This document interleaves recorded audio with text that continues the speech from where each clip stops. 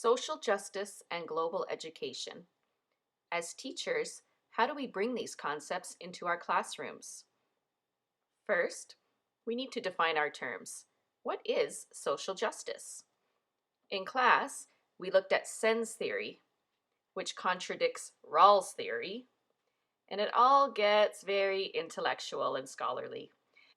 We all agreed that social justice is about human rights. But knowing you have rights is not enough.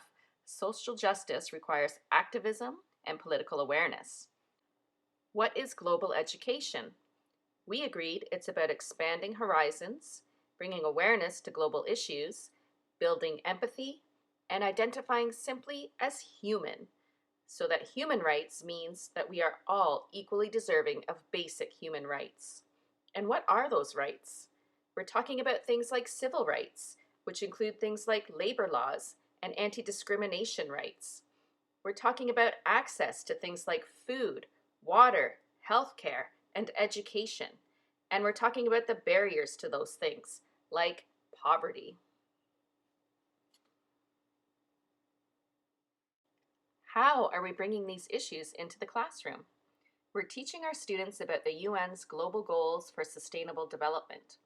We're informing them of their rights, which are the rights of every child, everywhere. In the junior grades, we're incorporating ideals from the citizenship framework, which includes working for the common good in local, national, and global communities. The ETFO has created resources to help us, as has the Ministry of Education through its website, EduGains. We are bringing these big ideas about citizenship into the classroom with the goal of creating students that are committed to active social justice, both on a local and a global scale, and that identify as global citizens who care about global issues like environmental sustainability, addressing the water crisis, global food waste and hunger, poverty, and anti-discrimination. This has raised some concerns. Maclean's magazine recently asked why children are being brainwashed at school. And the Globe and Mail's Margaret Went also wrote a piece bemoaning the social justice push. Professor Richard McClure feels these criticisms stem from a fear of social justice education as proselytizing, or preaching with a goal to convert. This is not and should not be the goal of social justice education. As Richard notes, the role of the teacher is not to direct students to a particular line of thinking, but rather to collectively gather evidence of social problems, analyze the evidence, and arrive at positions on the basis of their analysis. In other words, collective inquiry that weighs and considers all positions. This is what Ontario classrooms look like today, inquiry-based and democratic, with respect for everyone and all beliefs and points of view. So how do we make sure we're not proselytizing in the classroom? Heather Hackman suggests there are 5 essential components for social justice education. The first is content mastery. Basically, students need factual information that represents not only dominant views, but a wide range of ideas and marginalized voices. And they need help putting this information into historical context, where they can study both the macro and the micro implications. The second involves giving students tools for the critical analysis of systems of oppression. Facts are not enough. The possession of information alone does not necessarily translate into deep knowledge. And having facts does not always help students know what they can do to affect change. Finally, we must take care that we don't present information as truth without inviting critique. In the social justice classroom, all content is subject to debate. The third component involves giving students tools for action and social change. Social justice issues can be depressing to learn about, and often students have been taught to feel disempowered, complacent, or hopeless. We must give students an outlet to act, to help move them from cynicism and despair to hope and possibility. This can be as simple as involving them in poster campaigns, or as complex as creating mini documentaries.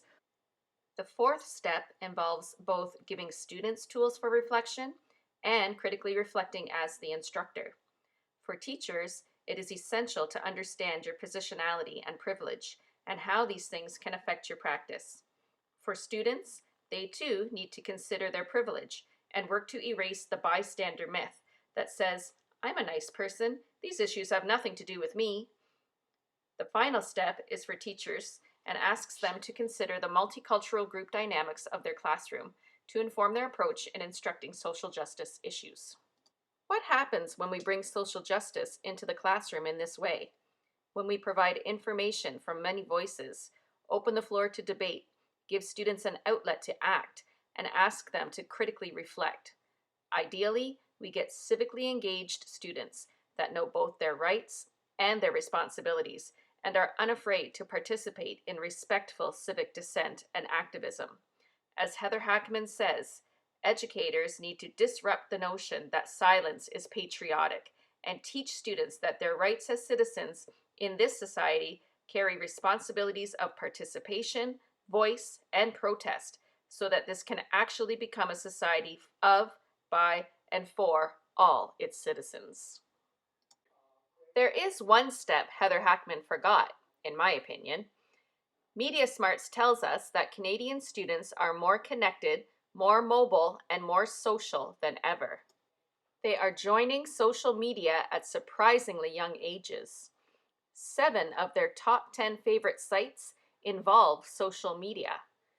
1/4 of 4th grade students own their own cell phone. Students are commenting, liking, and sharing. Technology and the internet are running ahead of us at a rapid pace, and with it, new literacies are emerging every day. There are a plethora of books written on the subject. I found an entire shelf at Ottawa University's library. But things are progressing so fast that by the time they hit the shelves, they are already out of date. It is impossible to keep up. Just imagine where we might be in 10 years' time.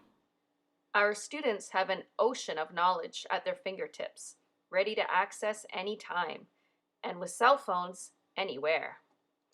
They are bombarded with information daily on their social media feeds. For many young citizens, this is the only place they get their news, and much of it is false. And the internet, as yet, is not on the same playing field as print and television. It has become a political marketplace, but it has no rules. You're welcome. Senator Klobuchar, first to you. You want to see Mark Zuckerberg. You think he should come before your committee and say what?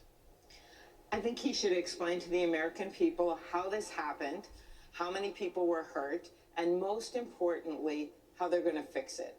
Because you just can't have 50 million Americans have their private data exposed without their permission. A couple 100,000 of them may have answered a quiz by a Russian-American professor that somehow Facebook decided could have access to the data.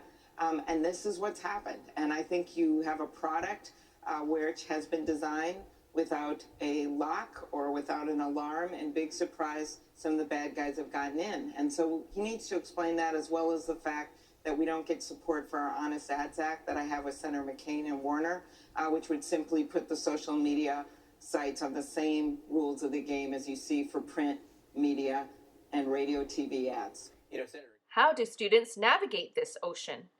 We can't keep students from what I like to call the Twitterverse, nor should we want to. Social media can be a powerful information tool, constantly updated in real time by real people. What we need to do, now more than ever, is give students the tools they need to sort fact from fiction and teach them about their digital footprint and responsible social media use. In short, we must include critical digital literacy in our tools for social justice education. Students are already involved in social media activism and hashtagivism. Some worry that this is actually slacktivism. A slacktivist clicks like and share, but doesn't actually do anything. But these social media movements have mobilized real activists. The Women's March, for example, was organized entirely on social media. If we add critical digital literacy to our social justice teachings, we may just contribute to a media-savvy generation that knows their voice and how best to use it to change this world for the better.